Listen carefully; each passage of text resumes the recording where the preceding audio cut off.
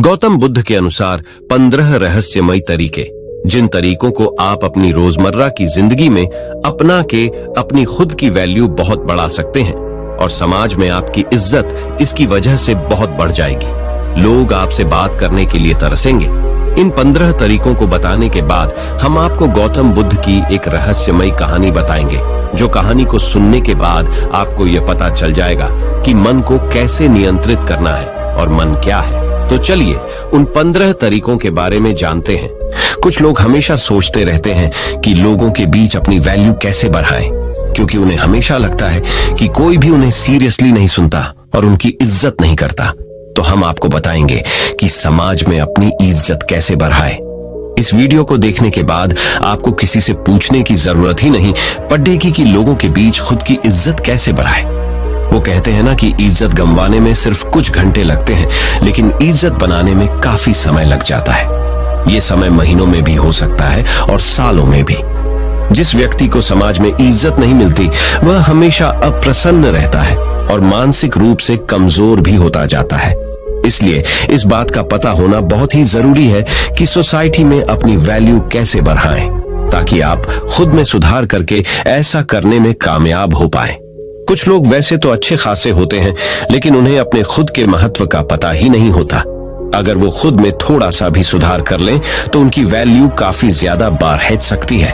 लेकिन वो कुछ जरूरी बातों को इग्नोर करते हैं, जिस वजह से इतना सम्मान हासिल नहीं कर पाते।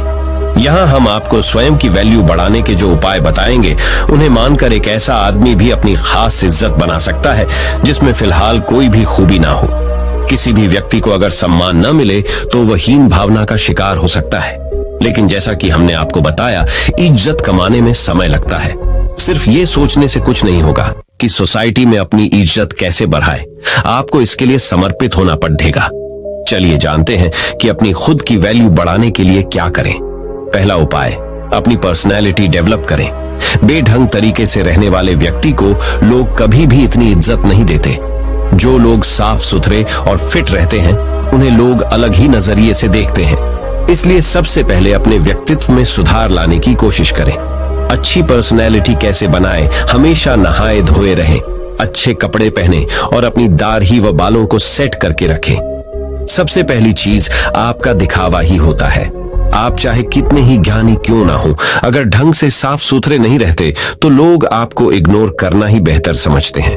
इसलिए कोई आपकी इज्जत नहीं करता। तो चलिए बढ़ाते हैं हमारे दूसरे उपाय की तरफ। दूसरा उपाय, किसी से डरे नहीं। अगर आप सोच रहे हैं कि लोगों के बीच अपनी इज्जत कैसे बढ़ाए, तो आज से ही डरना छोड़ दीजिए। आपको भगवान श्री कृष्णा की उस बात पर ध्यान देना होगा जब उन्होंने कहा था कि कोई आपको मार नहीं सकता, कोई आपका कुछ बिगाड़ नहीं सकता। बस आप कोई गलत कार्य ना करें। अपने अंदर के डर को कैसे दूर भगाए, आपको भी ठीक ऐसा ही करना है। आपको समाज को दिखाना है कि आपके अंदर किसी चीज को लेकर खौफ नहीं है। आप सत्य और न्याय के लिए हमेशा सच बोलने को तैयार हैं। खुद को मजबूत दिखाओगे तो अपने आप को ज्यादा सम्मान दिलवा पाओगे। निडर लोगों का लोग खुद सम्मान करते हैं। तो चलिए बढ़ाते हैं हमारे तीसरे उपाय की तरफ। तीसरा उपाय, हर समय उपलब्ध रहना छोड़ दीजिए। आपने एक बात जरूर सुनी होगी कि किसी भी जगह पर बार बार जाने से या किसी के लिए भी तुरंत हाजिर हो जाने से आदमी अपनी वैल्यू ही कम करता है। ऐसा होने पर लोग आपको ज्यादा महत्व नहीं देते। उनका यही सोचना होता है कि अरे उसे तो चाहे कभी भी बुला लो या फिर उसे बुलाने की जरूरत नहीं है, वो अपने आप आ जाएगा। मतलब ऐसी स्थिति में आपको कोई सीरियसली नहीं लेता। आज के जमाने में लोगों का थोड़ा वेट कराना बनता है, तभी वो आपका सम्मान करते हैं। तो चलिए बढ़ाते हैं हमारे चौथे उपाय की तरफ। चौथा उपाय, अपनी जुबान को पूरा करें। आज के दौर में बहुत ही कम ऐसे लोग पाए जाते हैं जो अपने द्वारा किए गए वादों पर खरे उतरते हैं। अगर आप सोच रहे हैं कि अपनी वैल्यू कैसे बढ़ाएं, तो खुद को ऐसा बनाइए कि लोग आप पर तुरंत विश्वास करने को तैयार हो जाएं। कहने का मतलब ये है कि अपनी जुबान को हमेशा पूरी कीजिए। आपने लोगों के सामने जो कुछ भी करने को एक बार कह दिया तो समझो कह दिया। अब आपको वो काम पूरा करवाना ही है। ऐसे व्यक्ति को लोग बहुत ज्यादा महत्व देते हैं और सभी उसकी इज्जत करते हैं। तो चलिए बढ़ाते हैं हमारे 5वें उपाय की तरफ। 5वां उपाय, सामाजिक कार्यों में बढ़ चढ़ कर हिस्सा लें। गांव या शहर के सभी लोग आपको कब पहचानते हैं? जब आप सामाजिक कार्यों में हिस्सा लेते हैं और वहां अपने काम के दम पर अपनी उपस्थिति दर्ज करवाते हैं। सोसाइटी में अपनी इज्जत बढ़ाने के लिए ऐसा करना बहुत जरूरी है। यही वो मौके होते हैं जब आप सब लोगों की नजर में आते हैं। लोग आपके काम से प्रभावित होते हैं और उनके मन में आपके लिए इज्जत बढ़ती है। जब भी गांव या शहर के लिए कोई धर्म का काम या लोगों की सेवा करने का मौका मिले तो जरूर करें। तो चलिए बढ़ाते हैं हमारे 6ठे उपाय की तरफ। 6ठा उपाय, समय का सदुपयोग करें। अगर आप जानना चाहते हैं कि अपनी एक अलग शानदार रेपुटेशन कैसे बनाएं, तो समय को खराब करना छोड़ TDH दें। हमने बहुत से ऐसे लोगों को देखा है जो अपने जीवन को इतने अनुशासन के साथ जीते हैं कि उनकी बराबरी करना मुश्किल है। यकीन मानिए, हर व्यक्ति ऐसे आदमी की इज्जत करता है। अगर आप अपने समय को यूं ही बकवासबाजी में खराब कर रहे हैं तो कोई भी आपको पसंद नहीं करेगा। सब आपके बारे में ताने ही मारेंगे। इसलिए खाली समय में भी कोई ऐसा काम करें जिससे आपको नहीं तो कम से कम किसी दूसरे को लाभ हो। तो चलिए बढ़ाते हैं हमारे 7वें उपाय की तरफ। 7वां उपाय, कामयाब बने। अगर आप किसी भी क्षेत्र में सफल हो जाते हैं तो लोग आपकी खुद ब खुद इज्जत करने लग जाते हैं। फिर आपको किसी से जानने की जरूरत ही नहीं कि अपनी इज्जत कैसे बढ़ाए, क्योंकि आज के दौर में लोग सिर्फ कामयाब लोगों की ही कद्र करते हैं। जीवन में सफल कैसे बने? आप चाहे कितने भी पढ़े लिखे क्यों ना हो, अगर आप सफल नहीं हैं, आपके पास कोई अच्छा जॉब नहीं है या आपका कोई बिजनेस नहीं है, तो लोग आपको पूछते तक नहीं है। इसलिए जितने भी युवा हैं वो सबसे पहले अपने करियर पर ध्यान दें। सफल हो गए तो लोग अपने आप रिस्पेक्ट करेंगे। तो चलिए बढ़ाते हैं हमारे 8वें उपाय की तरफ। 8वां उपाय, दूसरों से ज्यादा नॉलेज हासिल करें। अगर आप अपने मोहल्ले या गांव में सबसे ज्यादा सम्मान पाना चाहते हैं तो आपको अन्य लोगों की तुलना में ज्यादा ज्ञान हासिल करना होगा। आपको अपने आप को हर तरह से अपडेटेड रखना होगा ताकि जब आप बोलें तो सभी लोग ध्यान लगाकर सुने। इसके लिए आप टीवी पर न्यूज वगैरह देखते रहें और न्यूज़पेपर्स वगैरह पढ़ते रहें। जो व्यक्ति जितना ज्यादा ज्ञानी होता है उसे लोग उतना ही ज्यादा पसंद करते हैं। तो चलिए बढ़ाते हैं हमारे 9वें उपाय की तरफ। 9वां उपाय, बेबाकी से जवाब दें। आज वो दौर है जहां कमजोर व्यक्ति को तुरंत दबाने की कोशिश की जाती है। एक बार किसी से दबने के बाद वो बार बार आप पर कटाक्ष करने लगते हैं। उन्हें देखकर दूसरे लोग भी आपके मजे लेने लगते हैं। आपको ऐसा होने से रोकना होगा। स्मार्ट कैसे बने? अगर कोई आपसे मस्ती में आकर बात कर रहा है तो उससे आंख से आंख मिलाकर बेबाकी से जवाब दें, ताकि सामने वाला व्यक्ति और अन्य लोग तुरंत समझ जाए कि ये बंदा काबू में आने वाला नहीं है।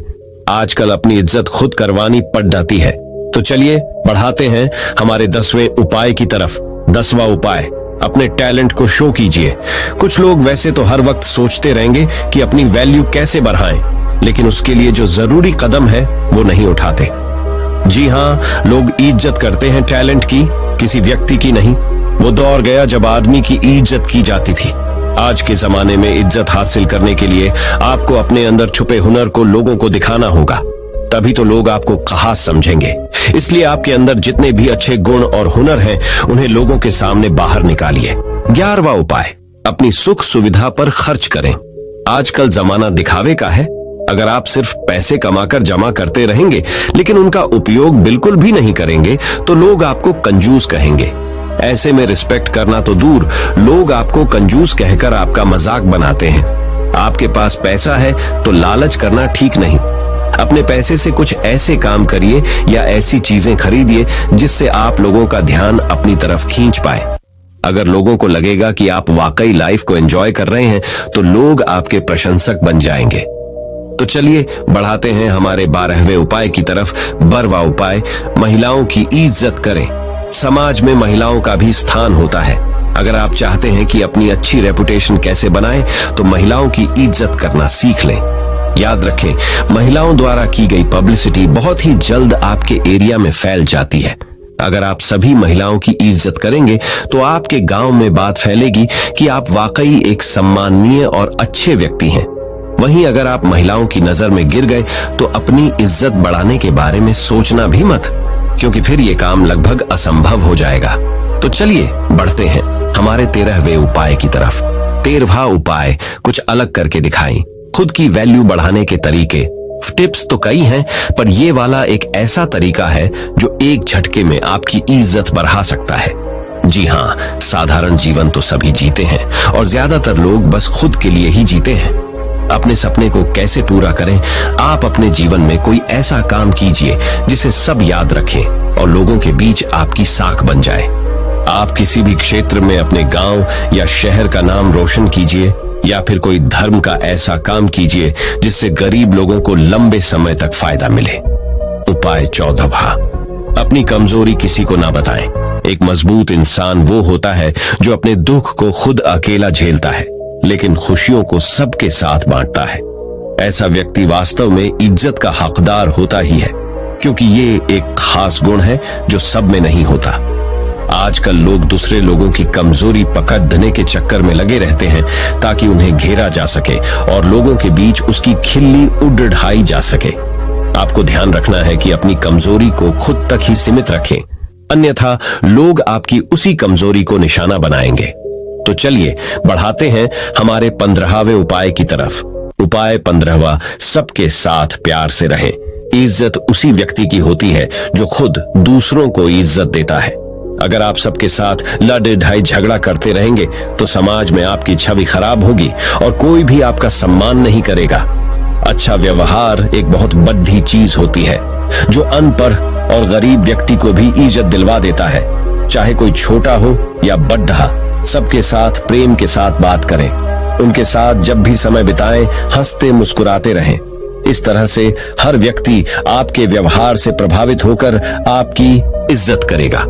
इस तरह से यदि आप वीडियो में बताई गई बातों पर अमल करते हैं तो निश्चित ही लोग आपकी इज्जत करना शुरू कर देंगे। आप लोगों की नजर में एक अलग ही व्यक्ति होंगे और आपकी छवि उन्हें आपकी इज्जत करने को मजबूर कर देगी। तो मैंने तो आपको अपनी इज्जत को कैसे बढ़ाए ये तो बता दिया। अब हम गौतम बुद्ध की एक रहस्यमयी कहानी से जानेंगे कि अपने मन को कैसे समझे और उसे पर विजय पाने के लिए कौन सी विधि का पालन करें।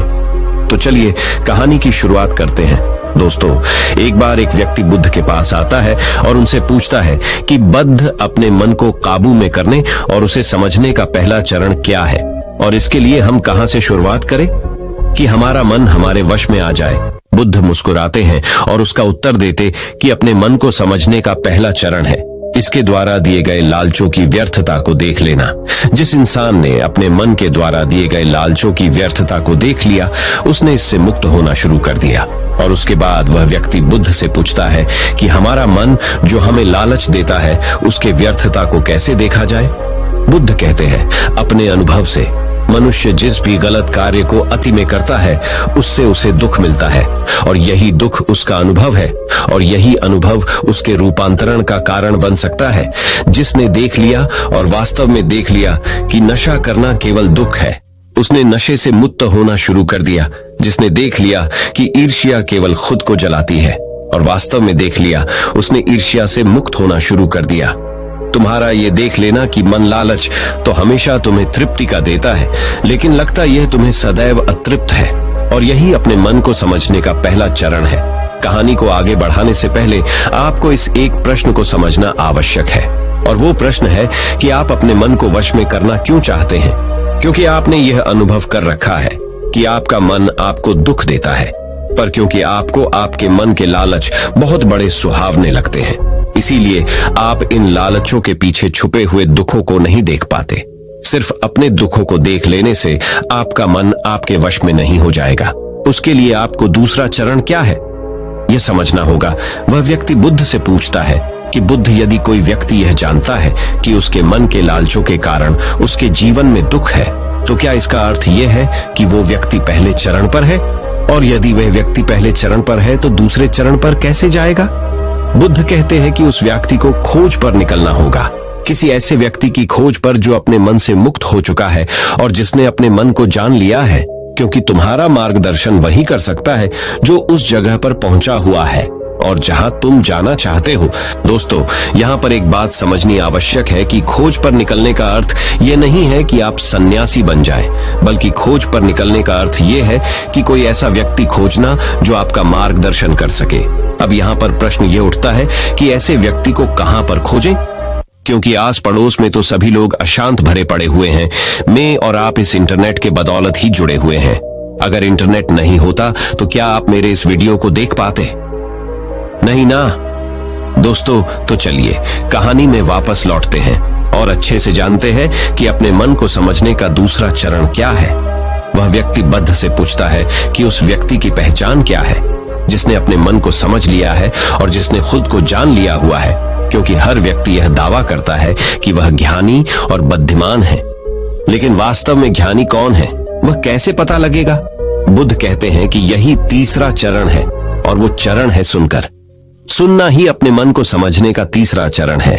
उसके बाद वह व्यक्ति बुद्ध से पूछता है कि क्या देखकर यह पता नहीं किया जा सकता, क्योंकि आपको देखकर ही पता लगता है कि आप एक महात्मा हैं। बुद्ध कहते हैं कि देखने में तो कोई व्यक्ति बहुत शांत लग सकता है, लेकिन भीतर से वह क्या है, ये उसके शब्द ही बता सकते हैं। लेकिन ध्यान रहे कि शब्दों पे भी विश्वास एकदम से नहीं कर लेना है। किसी भी बात पर विश्वास इसीलिए नहीं कर लेना है कि उसे मैंने कहा हुआ है या किसी महात्मा ने कहा हुआ है। किसी भी बात पर विश्वास आपको तब कर लेना है जब वह तुम्हारा अनुभव बन जाए। गौतम बुद्ध के द्वारा कही गई इस बात को मैं आपको थोड़ा और आसान भाषा में समझाने की कोशिश करता हूँ। दोस्तों, कोई कहता है कि ध्यान करना अच्छा है और कोई कहता है कि ध्यान करना बुरा है।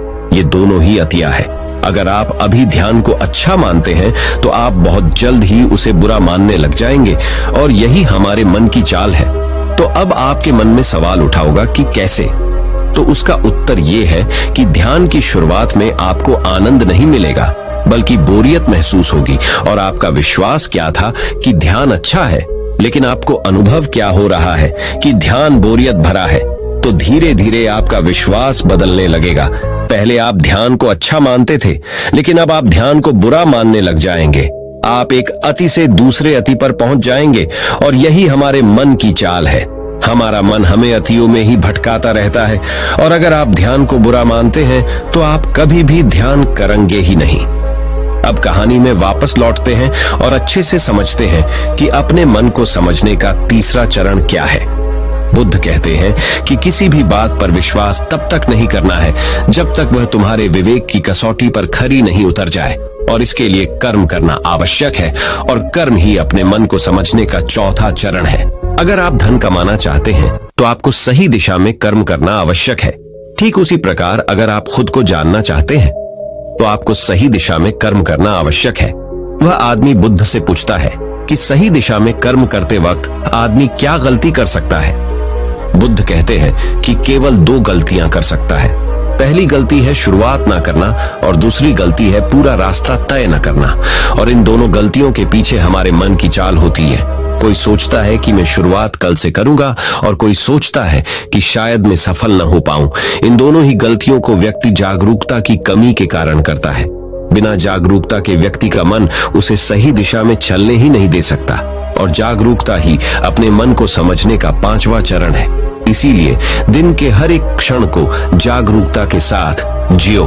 कोई भी कार्य करो तो उसे जागरूकता के साथ करो। अगर सांसें भी लो तो उसे जागरूकता के साथ लो। बिना जागरूकता के साथ जिया गया एक भी क्षण मृत्यु के समान है। और ध्यान रहे कि जागरूकता बिना ध्यान के संभव नहीं है। वह व्यक्ति बुद्ध से पूछता है कि बुद्ध अपने जागरूकता के स्तर को कैसे बढ़ाया जा सकता है। बुद्ध कहते हैं कि ध्यान के द्वारा, और ध्यान ही छठा चरण है। एक बार आप अपने मन को समझने के 6 चरणों को ध्यान से समझिए।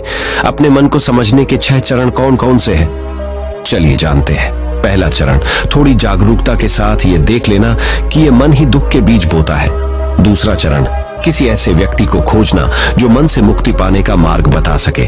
तीसरा चरण, सुनना। चौथा चरण, सुने हुए को कार्य में लाना। पांचवा चरण, जागरूकता, जिससे आप मार्ग से भटके ना। छठा चरण, ध्यान। यदि सीधे शब्दों में कहा जाए तो ध्यान ही वह नाव है जिस पर बैठकर मन रूपी नदी को पार किया जा सकता है। लेकिन ध्यान तक पहुंचने के लिए शुरुआती 5 चरण बहुत आवश्यक है। अभी आप कौन से चरण पर हैं? हमें नीचे कमेंट बॉक्स में कमेंट करके जरूर बताएं, क्योंकि दोस्तों हर ज्ञानी इन 6 चरणों से गुजरता ही गुजरता है।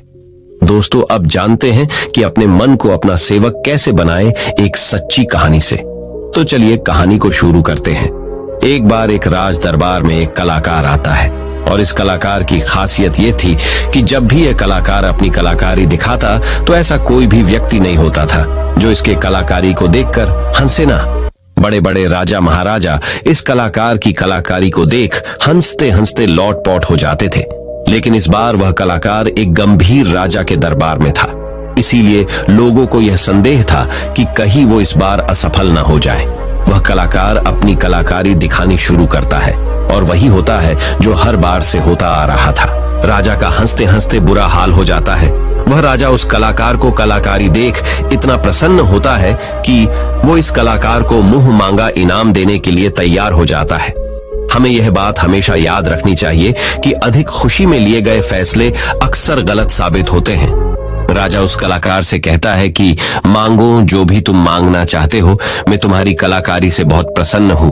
वह कलाकार कहता है कि क्षमा करे राजन, पर मैं जो भी मांगूंगा शायद आप वो दे न पाए। राजा अपने आसन से खड़ा होता है और कहता है कि अब तुम मेरी प्रसन्नता को क्रोध में बदल रहे हो। क्या तुम्हें मेरी द्वारा कही गई बात पर संदेह है? अब राजा अपने अहंकार को बीच में ले आता है और जहां भी अहंकार बीच में आ जाता है वहां काम बिगड़ना निश्चित है। फिर वो कलाकार राजा से कहता है कि नहीं नहीं राजन, मुझे क्षमा करें, मेरे बोलने का मतलब ये नहीं था, बल्कि मैं तो बस ये कहना चाहता था कि आप इस बात को फिर से एक बार दोहरा दें। फिर उसके बाद राजा कहता है कि मैं तुझे वचन देता हूँ कि जो भी तू हद में रहकर मांगेगा वह तुझे जरूर मिलेगा। उसके बाद वह कलाकार कहता है कि तो ठीक है, आप मुझे 24 घंटों के लिए आपके राज्य का राजा बना दीजिए। उस कलाकार की बात सुन राजा मन ही मन सोचता है कि अच्छा है, मैंने इसे हृदय में रहकर मांगने को कहा था, वरना ये तो हमेशा के लिए राजा बनता। वैसे तो 24 घंटे कोई बड़ी बात नहीं है। और उसके बाद राजा सोच समझकर उस कलाकार से कहता है कि ठीक है, अगले 24 घंटे के लिए मैं तुम्हें राजा घोषित करता हूँ।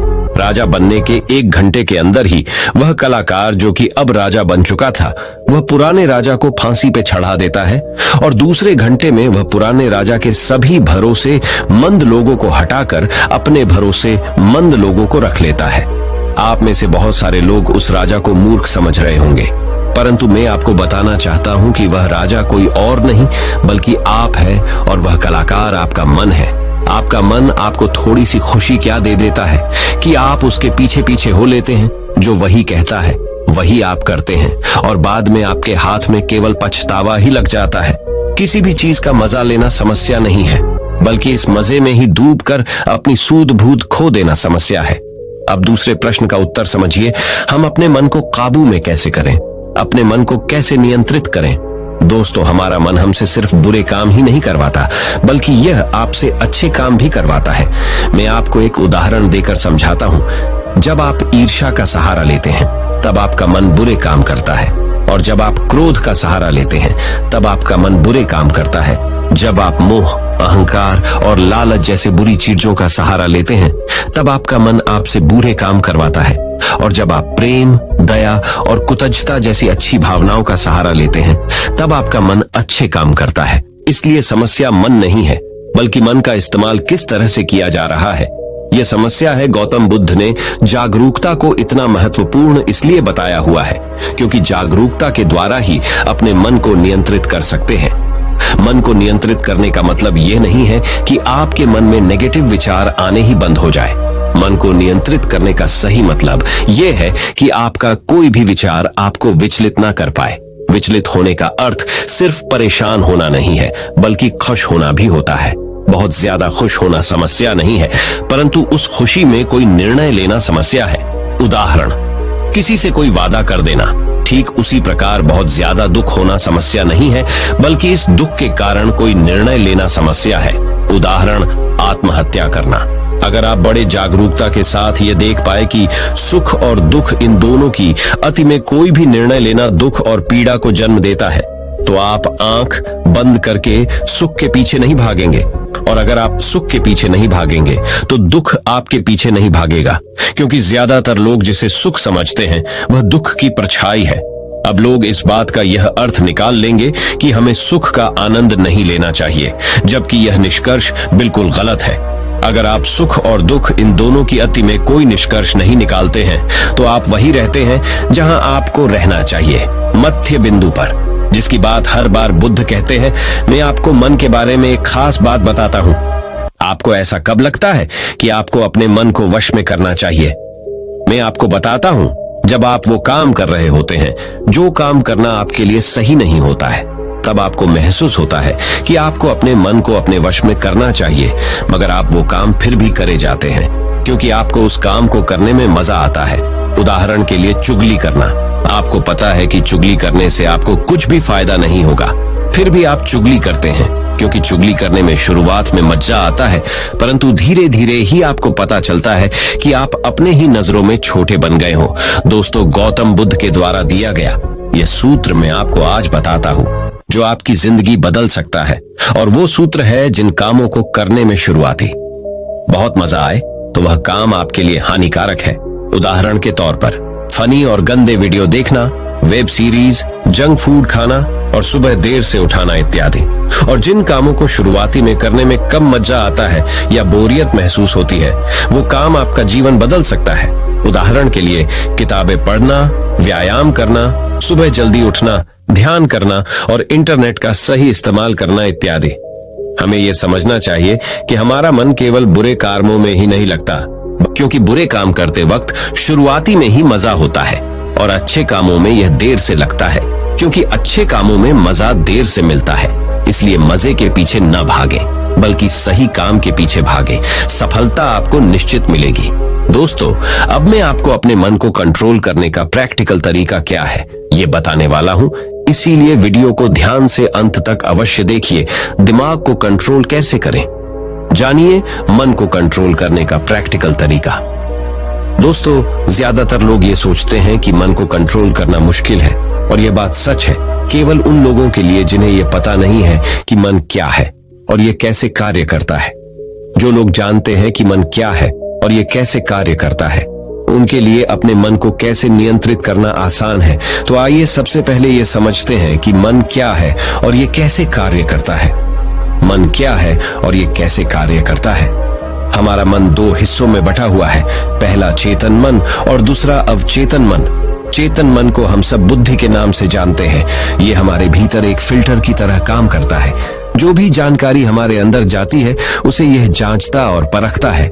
चेतन मन के पास तर्क करने की क्षमता है और यह सही और गलत के बीच चुनाव कर सकता है, परंतु अवचेतन मन ऐसा नहीं है, उसका कार्य अलग है। हमारे अवचेतन मन सही और गलत के बीच चुनाव नहीं कर सकता है। जो भी जानकारी चेतन मन सही मानकर अवचेतन मन में भेज देता है, वह उसका विरोध नहीं करता है, चाहे वह जानकारी गलत ही क्यों ना हो। एक उदाहरण देकर समझाता हूँ। मान लीजिए कोई व्यक्ति आपको कमजोर कहता है, मगर आप कमजोर नहीं हैं, तो आपका चेतन मन उस व्यक्ति की बातों का विरोध करेगा। मगर जब वह व्यक्ति उसी बात को आपसे बार बार कहेगा और उसी के साथ ही अन्य लोग भी उसी बात को बार बार कहेंगे, तो आपका चेतन मन इस बात को सच मान लेगा और आपके अवचेतन मन में भेज देगा। और अवचेतन मन का काम है जो बात उसके भीतर चली गई है उसे सच साबित करना। इसका सबसे बड़ा उदाहरण है, जब हम छोटे हुआ करते थे उस समय हमारे भीतर बहुत आत्मविश्वास था, परंतु जैसे जैसे हम बड़े होते गए हमारा आत्मविश्वास कम होता गया, क्योंकि हमारे स्कूल और कॉलेज से और समाज से बार बार नकारात्मक बातें सुनने को मिली और हमारा अवचेतन मन उन्हें सच मान बैठा। हो सकता है कि आपने इस बात पर ध्यान दिया हो कि आप गलत करना तो नहीं चाहते, परंतु फिर भी गलत करते हैं। आप डरना तो नहीं चाहते, लेकिन डर जाते हैं। ऐसा क्यों होता है? क्या आप जानना चाहते हैं? तो वीडियो के अंत तक बने रहे। दोस्तों, ऐसा इसीलिए होता है क्योंकि जाने अनजाने में आपके अवचेतन मन में बहुत सारी गलत जानकारी चली गई हुई है, जिसे वह सच मन बैठा हुआ है। तो अब प्रश्न यह उठता है कि इसका समाधान क्या है, क्योंकि बहुत सारी गलत जानकारी हमारे भीतर जा चुकी है और हमारा आत्मविश्वास कम हो चुका है। अब आप इसका समाधान समझिए। अब तक आपने ये समझा कि मन क्या है और ये कैसे काम करता है। अगर एक लाइन में कहूं कि मन क्या है, तो हमारा मन जानकारी का एक ढेर है जो जाने अनजाने में हमारे भीतर चली गई हुई है। अब हमें सबसे पहले ये समझना होगा कि चेतन मन जानकारी लेता कहां से है, वे कौन से द्वार है जहां से जानकारी भीतर प्रवेश करती है। अपने मन को कंट्रोल करने के उपाय और समाधान हमारे अंदर जानकारी जाने के 5 द्वार है, और वो है आंख, कान, नाक, जीभ और त्वचा। इन्हें हम 5 इंद्रियों से भी जानते हैं। बहुत सारी गलत जानकारी हमारे भीतर जाने के कारण हमारा मन हमारे वश में नहीं है। अगर हम अपने मन को अपने वश में करना चाहते हैं तो हमें बहुत सारी सही जानकारी इस मन को देनी होगी। कम से कम उतनी सही जानकारी जितनी गलत जानकारी हमारे भीतर पहले से पड़ी हुई है। सही जानकारी और गलत जानकारी के बीच का अंतर समझिए। सही जानकारी वो है जो आपको आपके लक्ष्य की तरफ ले जाए और गलत जानकारी वो है जो आपको आपके लक्ष्य से भटकाए। उदाहरण से समझिए कि एक सन्यासी का लक्ष्य आत्मज्ञान है और आत्मज्ञान के लिए ध्यान करना आवश्यक है। अगर कोई चीज उसे ध्यान करने से रोकती है तो वह उसके लिए एक गलत जानकारी है। एक और उदाहरण देकर समझाता हूँ। मान लीजिए कि आपको एक गायक बनना है, तो गायक बनने के लिए रियाज करना बहुत जरूरी है। अगर कोई चीज आपको रियाज करने से रोक रही है तो वह आपके लिए एक गलत जानकारी है। तो अपने मन को कंट्रोल करने के लिए आपके पास एक लक्ष्य का होना बहुत जरूरी है, क्योंकि अगर आप अपने मन को कहीं पर जाने से रोक दोगे तो उसे कहीं पर तो भेजना भी तो पड़ेगा। अगर आपके पास लक्ष्य है तो आपको सबसे पहले क्या करना है, ये ध्यान से समझ लीजिए। सबसे पहले इस चिंता को छोड़ दीजिए कि कितनी गलत जानकारी आपके भीतर जा चुकी है। आपको बस इतना करना है कि आपके 5 द्वारों पर, यानी कि जहां से जानकारी भीतर प्रवेश करती है, वहां पर जागरूकता का पहरा लगा देना है। कोई भी जानकारी आपके भीतर अनजाने में प्रवेश ना करे। पहरा लगते ही आपको बैलेंस में झूठ जाना है। अब आप ये सोच रहे होंगे कि बैलेंस किस चीज का? बैलेंस आपको नकारात्मकता और सकारात्मकता के बीच में करना है। नकारात्मकता आपके भीतर पहले से ही मौजूद है, अब बस आपको सकारात्मकता को भरनी है।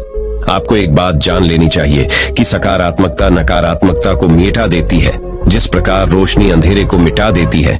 ये तो बस कहने की बात है कि आपको बैलेंस करना है। सच तो ये है कि जब आप अपने भीतर सकारात्मकता भरने लगेंगे तो आपके अंदर की नकारात्मकता उसी समय मिटने लग जाएगी। दोनों के बीच का बैलेंस होने का तो अवसर ही नहीं आएगा। यहाँ पर प्रश्न यह निर्माण होता है कि सकारात्मकता को कहां से लाए। तो इसके बहुत सारे तरीके हैं। पहला तरीका यह है कि आप अच्छे लोगों की संगत करिए और उन्हें ऑब्जर्व करके उनसे सीख सकते हैं। अब ये सही लोग आपके पास हो सकते हैं या नहीं भी, आप इंटरनेट, बुक्स और वीडियोस के द्वारा इनकी संगत कर सकते हैं। उदाहरण के लिए अगर आप बुद्ध की संगत करना चाहते हैं तो आप उनके ऊपर लिखी हुई किताबों को पढ़कर और ऑडियो टेप सुनकर उन्हें समझ सकते हैं। ध्यान रहे, हमेशा ऐसी चीजें पढ़े, सुने और देखे जो आपकी लक्ष्य से जुड़ी हुई हो। जब आप लगातार अपने भीतर अपने लक्ष्य से जुड़ी अच्छी जानकारी भेजते हैं तो आपके अंदर की नकारात्मक जानकारी को धोकर साफ करती है। अभी हमारा मन गलत जानकारी में उलझा हुआ है जो अनजाने में हमारे भीतर चली गई हुई है, जिसके कारण हम अक्सर कहते हैं कि हमारा मन हमारे वश में नहीं है और हमारा मन किसी भी काम में नहीं लगता है। हमें यह समझना चाहिए कि मन हमारा है, हम मन के नहीं है। वही सुनो जो आपके लक्ष्य से जुड़ा हुआ है, वही देखो जो आपके लक्ष्य से जुड़ा हुआ है, और वही पढ़ो जो आपके लक्ष्य से जुड़ा हुआ है, वही करो जो आपके लक्ष्य से जुड़ा हुआ है। मैं आपको एक उदाहरण देकर समझाता हूँ। अगर आपका लक्ष्य खिलाड़ी बनना है तो आपको वही चीजें खानी चाहिए जो आपको खिलाड़ी बनाए। मन पर नियंत्रण रखने के लिए इंद्रियों पर संयम आवश्यक है और संयम के लिए अनुशासन आवश्यक है और अनुशासन के लिए एक सही निर्णय आवश्यक है जो आपको अभी लेना है। तो दोस्तों, उम्मीद करता हूं कि खुद की कीमत कैसे बढ़ाएं, उनके टिप्स और अपने मन को कैसे नियंत्रित करें, इस पर गौतम बुद्ध की कहानी आपको पसंद आई होगी। तो इस वीडियो को जितना हो सके उतना अपने दोस्तों के साथ शेयर कीजिए और हमारे चैनल को सब्सक्राइब कीजिए और इस वीडियो को एक लाइक कीजिए। आपका इस वीडियो को देखने के लिए बहुत बहुत धन्यवाद। नमो बुद्ध।